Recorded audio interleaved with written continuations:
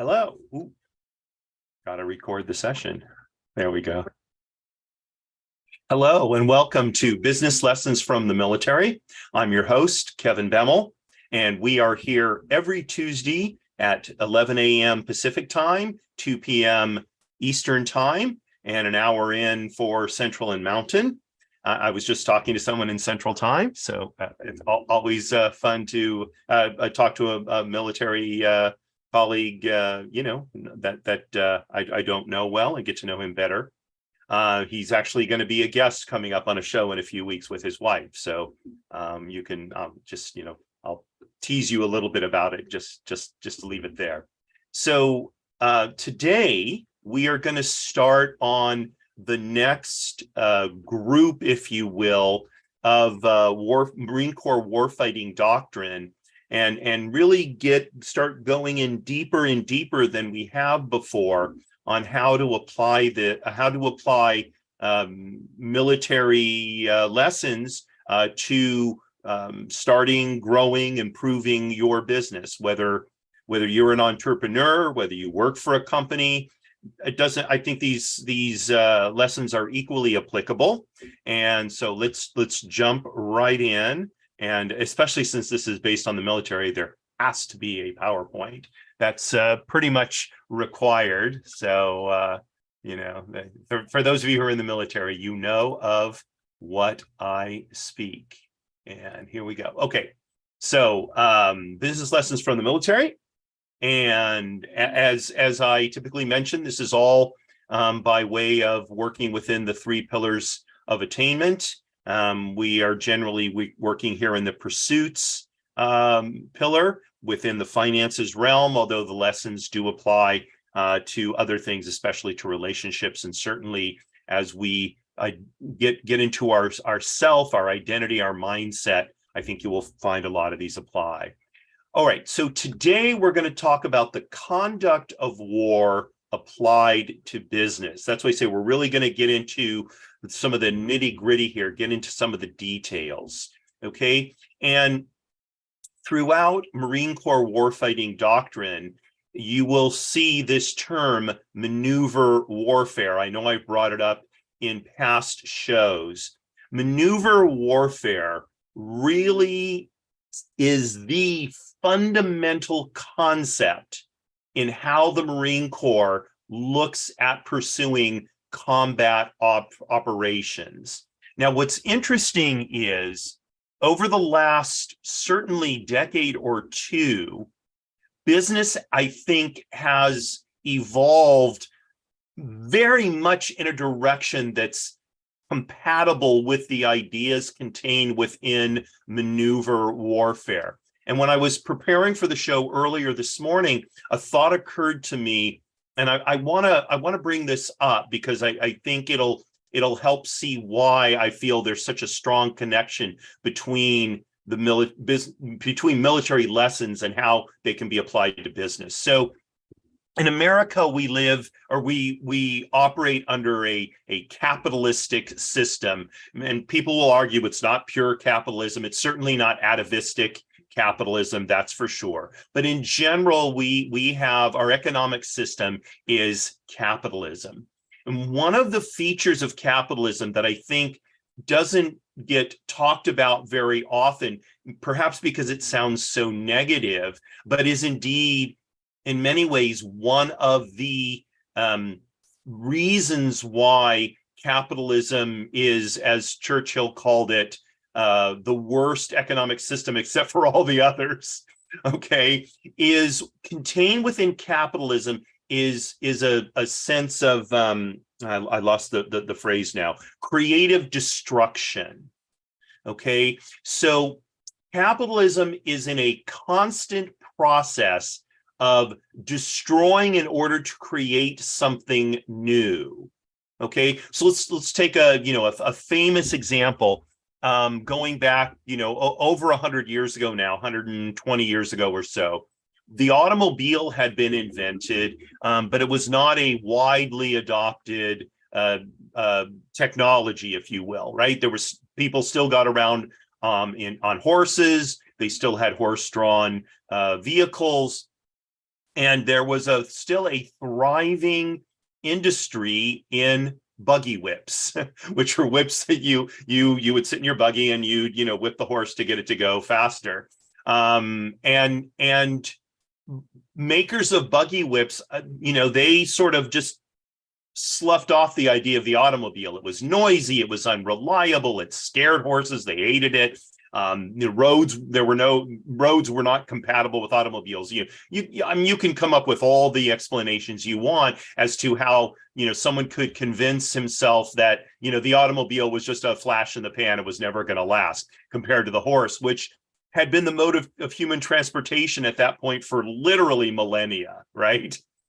And where are all the buggy whip manufacturers today? They're all gone. They got put out of business over probably about a 20-year period, during which time the automobile went from a nascent technology to being widely adopted, in part because Henry Ford came along and he figured out a way to make an automobile that could be that people who worked for making the automobiles could afford to buy, right?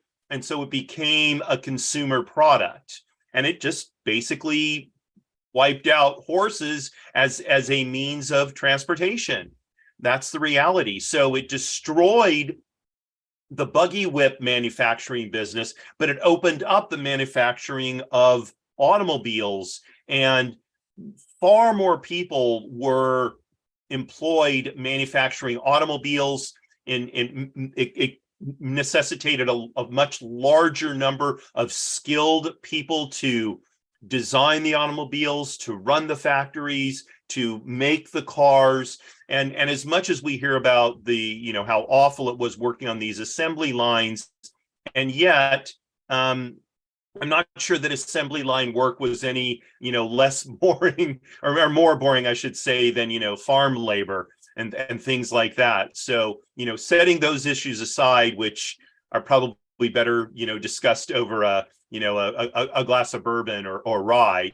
The reality is what the automobile industry created was such a leap forward for economics, for societal growth, etc. So in the midst of the destruction wrought by capitalism of things like the buggy whip business and blacksmiths who had to shoe horses and all that kind of stuff, farriers, a new technology came, and now we're starting to see as electric cars become more common, and they're talking about hydrogen powered cars and all these other things, we're starting to see the next evolution of transportation technology. And while it may not happen as fast as the conversion from horses to cars, still it's little by little probably going to destroy the automobile business as we know it today, or certainly as we knew it 20, 30 years ago, where the internal combustion engine was the technology. I mean, there really wasn't any other way to power a car. Now there's electrical, there's natural gas, there's all these other things. So contained within that creative destruction that's a part of capitalism is the need for maneuver warfare, or the ideas contained within maneuver warfare, which is probably more to the point. Okay.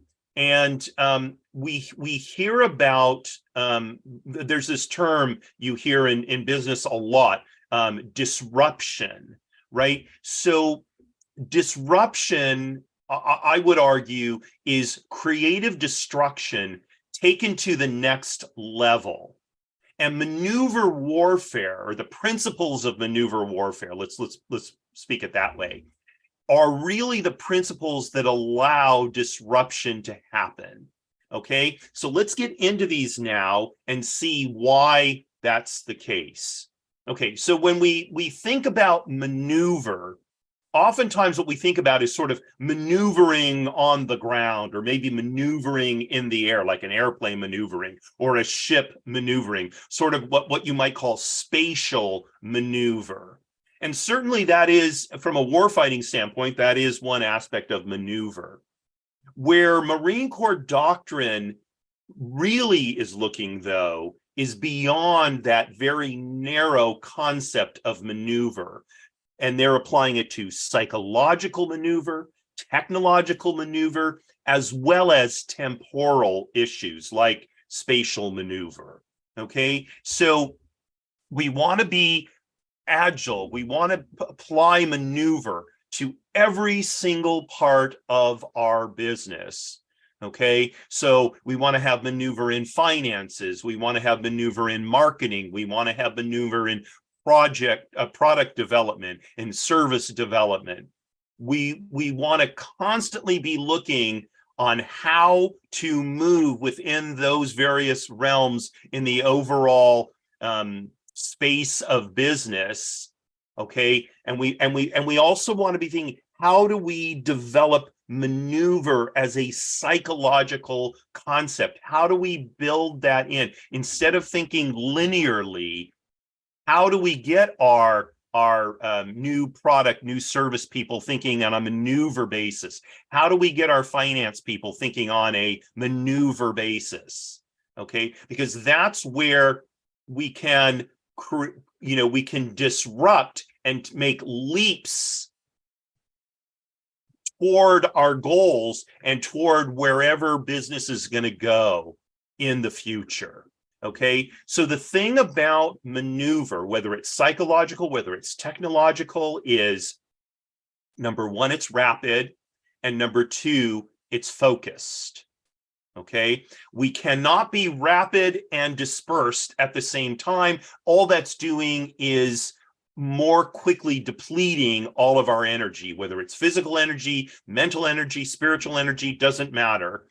Dispersed rapidity is just making it diminish more quickly. Okay, so we need to be focused in our rapid movements. Okay, and if you'll go back, I talked about focus in general, and it really means like being very targeted. Where are we going to put our energies with respect to finances? Where are we going to put our energies with respect to marketing? Okay, and this is where I think businesses get off base, is they set all these sort of grandiose goals or whatever, and brand awareness and all this kind of no. What we want to do is get down really, what are the fundamental issues within our business that we can work on? And one of them is we want to play to our strengths. Okay, we want to the extent we can, avoid having to deal with our weaknesses and play to our strengths. And the way we deal with our weaknesses is we get someone else on our team who's strong in that area where we're not. Okay, that's how you deal with weaknesses for the most part. Okay, so we want to move rapidly, and we want to be very, very focused. And again, in all areas of our business, sales, marketing, new product and services development, and how we're doing our financing. Now, by the way, in things like financing and certainly in accountancy, okay, we don't want to be breaking the rules, of course. And in fact, we don't want to be ever breaking the rules. We don't want to break the bounds of moral business conduct, of ethical marketing, that sort of thing. Okay, so I'm not saying we want to be so rapid and focused that we're breaking through any sort of norm and anything goes. Quite to the contrary, we want to recognize those boundaries and work in a rapid, focused way within them, so that we're leaping forward, but we're not leaping outside the boundaries and doing something that may be illegal or immoral that then is going to potentially put us out of the game. And that's where I think when we talk about disrupting, I think people get too rapid. They want to disrupt everything. No, we want to be ethical, honest business people. Okay, we just want to look for opportunities to really drive our businesses forward. Okay, and we want to bypass to penetrate. Okay, if we see some kind of looming hurdle coming up, we don't necessarily have to just batter, B-A-T-T-E-R, at that hurdle until we get through it. The best way to deal with that hurdle may be, can we just go around it? Can we avoid it? Can we go over it? Can we tunnel under it? Okay. Or can we sort of take it at a glancing blow and not have to deal with it a whole lot in order to just get around it more easily, more efficiently?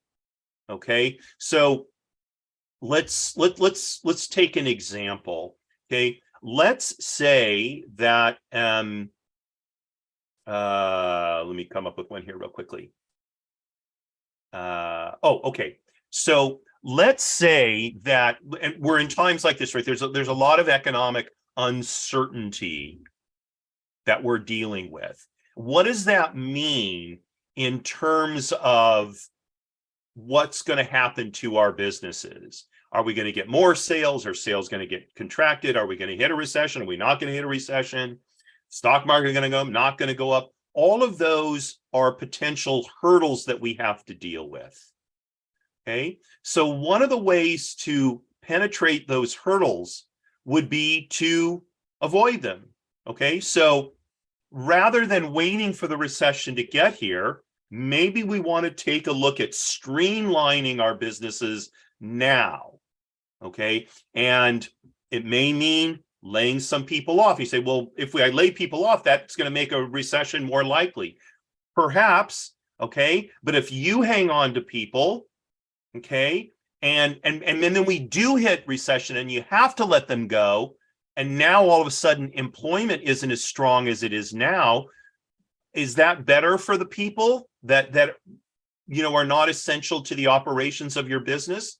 I would think no. Right now, the employment market is very tight, and so someone can find a new job much more easily than they can if we're actually in a recession.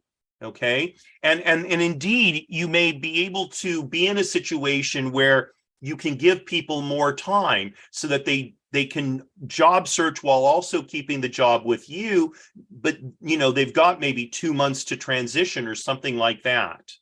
Okay, so rather than dealing with that hurdle farther down the line where you're going to have to sort of batter through it and deal with all of the stress and anxiety of having to let people go, and then they're upset because the job market isn't good, and gosh, I wish you had let me know about this 6 months ago, whatever. Is look at your workforce now, optimize your workforce. If you have people on the payroll who really aren't necessary, or the work they do is not necessary, it's not part of the rapid focused effort that you need to make, then start working with those people either to transition them into a more crucial role in your organization, or finding somewhere else to go where they'll have greater job security than you can currently offer them.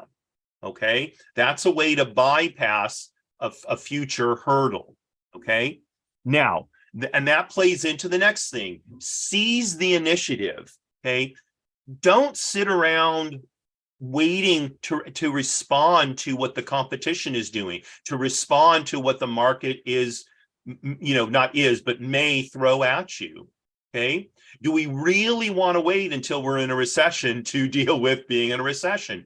Or would it be better to, I like this word I used a minute ago, optimize our businesses now, or at least make plans for how we're going to deal with a recession, or maybe it's mild, maybe it's harsh, maybe have a couple of different options on what we do.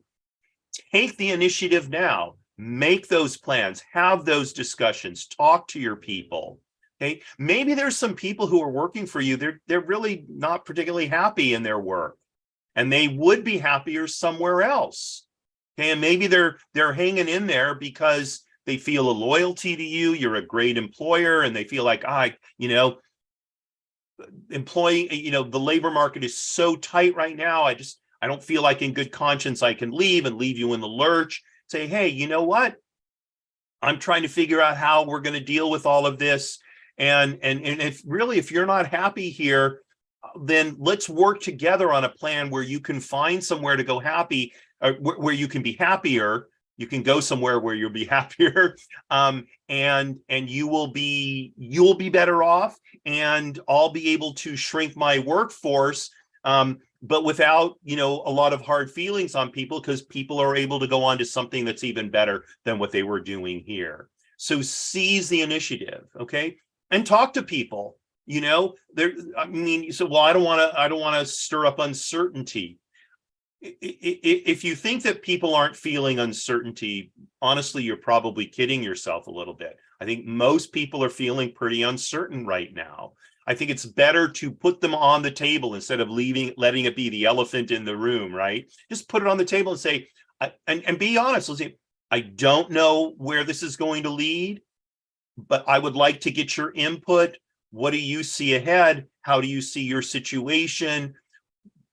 Are you liking your work here? Are you not liking your work here? Do you feel what you're doing is making a meaningful contribution? And just ask people a lot of questions and figure it out. Seize the initiative, okay? Now, the key thing, and this is why I'm dealing with this last, is in order to operate successfully in maneuver warfare, you have to be able to cope with uncertainty. And the most successful people in business today are the ones who have the strongest stomach for uncertainty. Okay, I brought up this example before because I just think it's such a great show and movie. How to Succeed in Business Without Really Trying, right? And there's the famous song about the guy, he only does it the company way. He doesn't want any change. He doesn't want to take any risk. Okay, that sort of employee today is really kidding himself. That is not the business environment of the 50s, where you go to work for a company and 30 years later you retire and you get a defined benefit pension and a gold watch. Those days are over, okay? The nature of business is uncertainty today.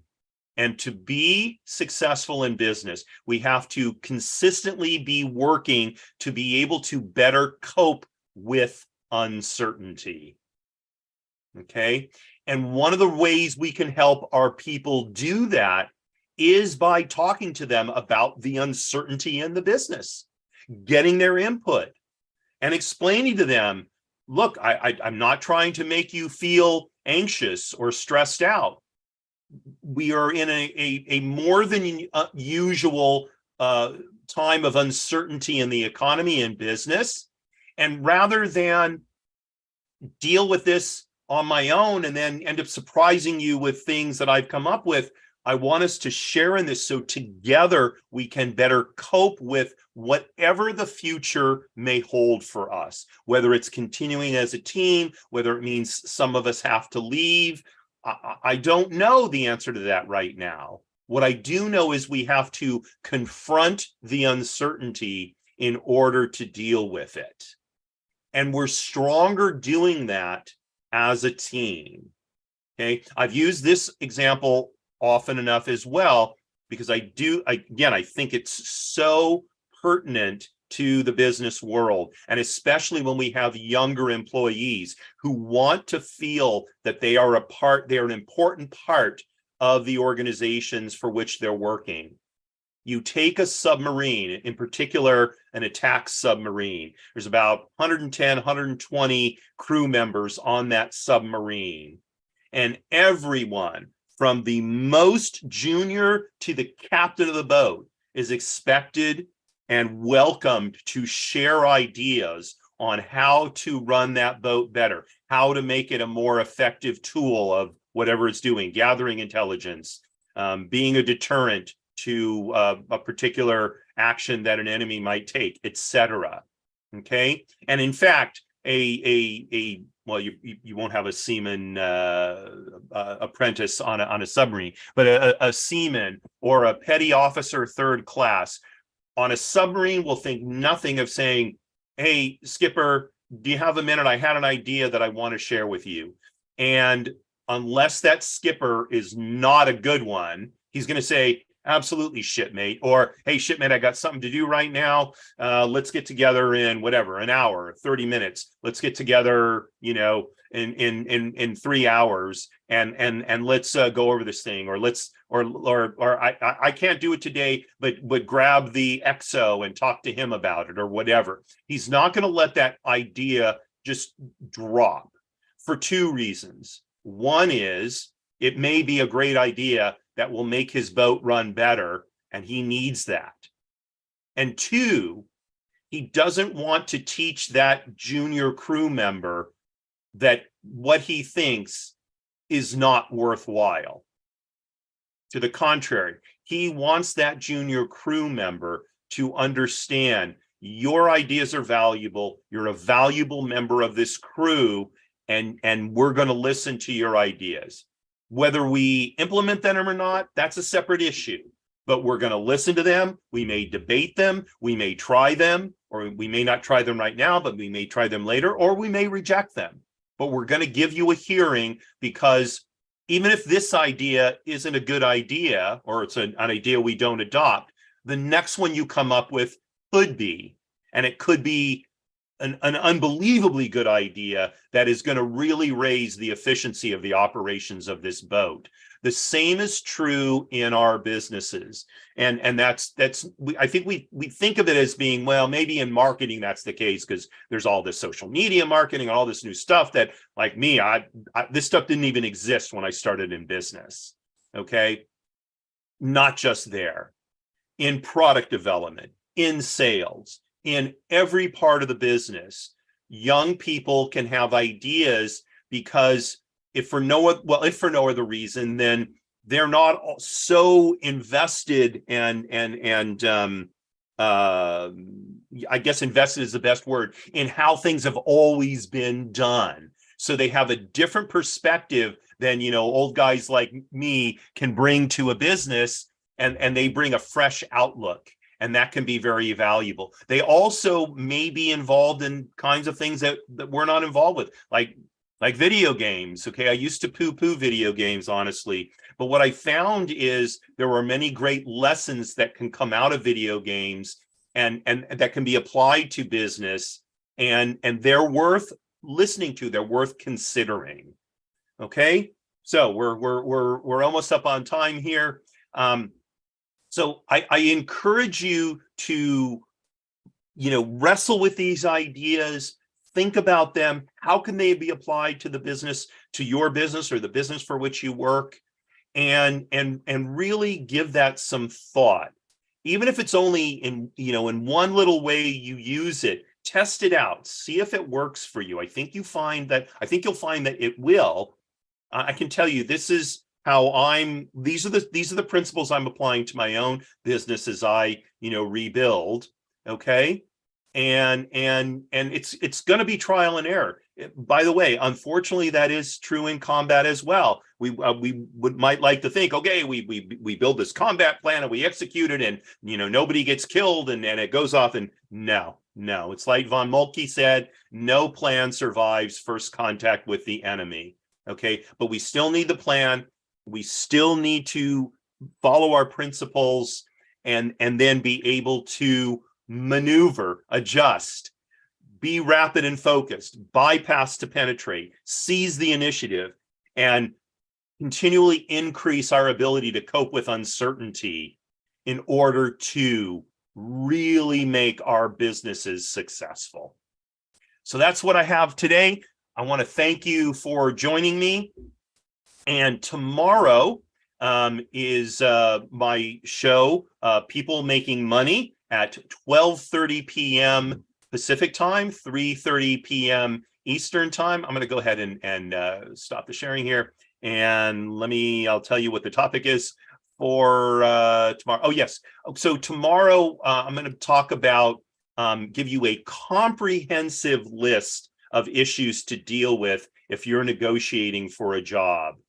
And or if you need to hire people, these are the issues that you want to be prepared to address to them in order to make sure that you're offering them the most enticing package that you can. We're in a tight labor market these days, and we really need to be looking more, giving a harder look at how we work with our people. Okay, so we're going to do a very deep dive into that tomorrow. That's People Making Money, 12:30 p.m. Pacific, 3:30 p.m. Eastern.